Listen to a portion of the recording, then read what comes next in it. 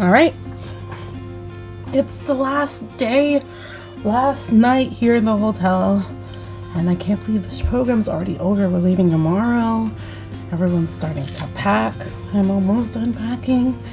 But this is going to be the last video. Started out in Kyoto. We were still in Kyoto and we went to a calligraphy.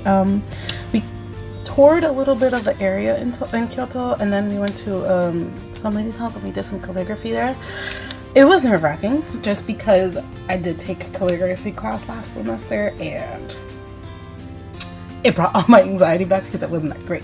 So there were, I think, 4 of us girls that took calligraphy class with our teacher that's taking us on this trip, and we were supposed to like know everything, which we did pretty well, but it still didn't stop like the nerves from being there because we did the hardest kanji to like draw in calligraphy. So it was just a lot of nerves. It was just a lot of nerves. But then Monday we went to the Zen meditation. We learned about meditation and how the Zen Buddhist meditate. That was a challenge for me because we had to sit with our knees tucked. How usually just like Japanese people sit down on the floor, but like knees tucked, and that was hard just because my foot, whenever we first started, usually they do this for like an hour, but he's like, we're only gonna do 15 minutes because you guys can't handle an hour. And I'm like, thank God, because I would cry. So we did that, and my foot started falling asleep, and then one of like where my ankle was in like a really weird spot, so if that's starting to hurt.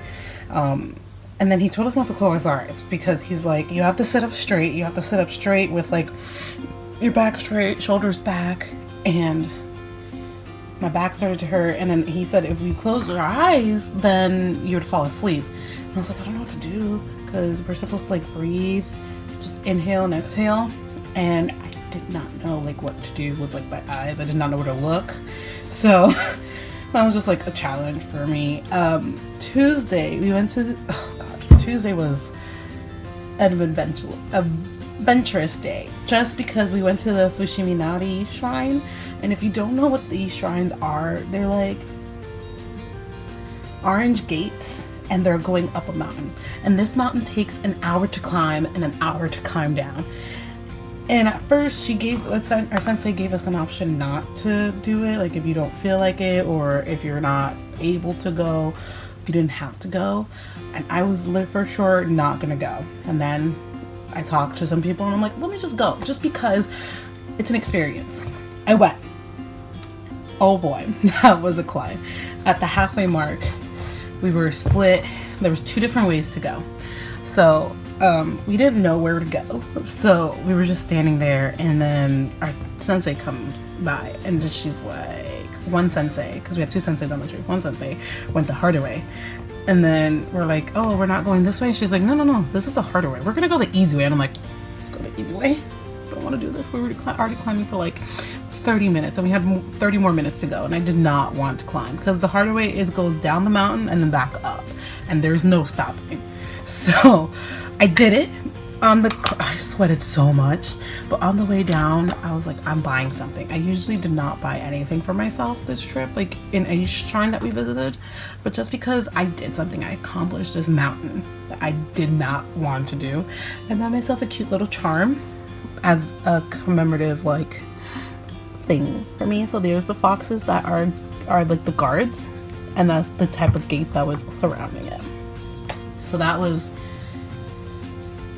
oh my god, my legs were hurting, but I was very proud of myself. And would I do it again? I would probably do it again, just to say I did it twice.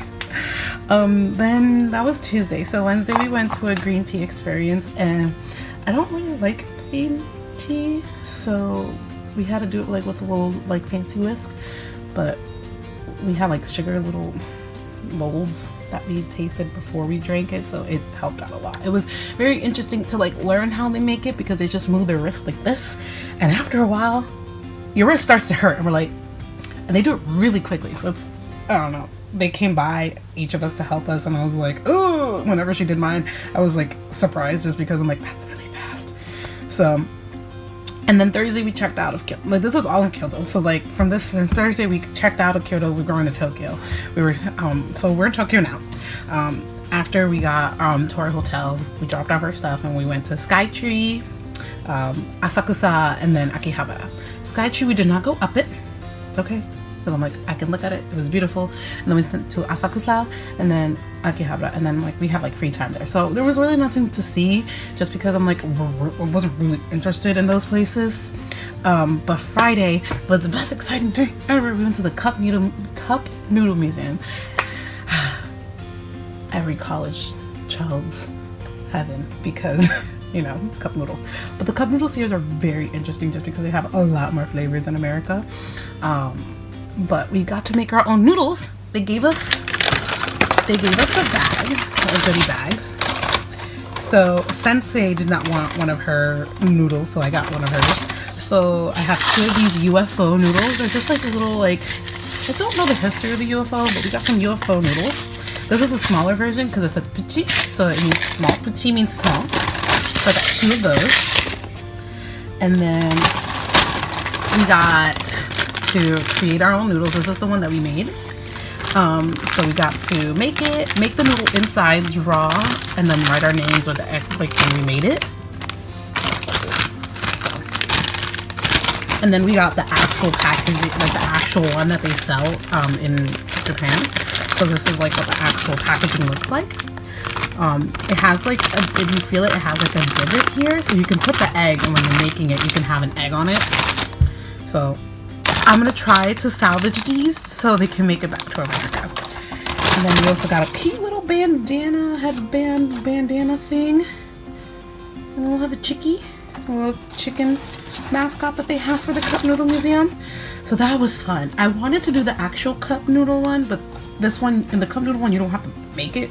This one, you made it, so it was exciting. We got to play with dough and learn how the process of actually making these. Very interesting. So that was my best exciting day. And then today, we went to the Tokyo Observatory. So there's like this big building, and then you can go up it and see all of Tokyo. And then we went to Harajuku, which is an experience because there was a lot of people, and I don't deal with people that often, or like I don't like to deal with a lot of crowded places that often. So I did it. I didn't shop. None of the stuff interested me. I just went, saw, conquered, and left. Just so I can say that I've been there. But that was my week. That was my month. 3 weeks. It's gone so fast. I can't. We're leaving tomorrow. It was the best experience. I can say it was tiring because we were going. But I can say for sure that I'm happy that I did it. And if anyone wants to go on this trip, go on this trip. Or go on any trip. Go on any study abroad trip. Just because you don't know what you are going to expect. You don't know what people you're going to meet. You don't know. All the little children here are so cute. Like, it was amazing. And I would do it again in a heartbeat. But that's my video for today, and I'll see you next time, I guess. I don't know how to end this, but that was my Japan study abroad trip. That was the best experience of my life. Bye.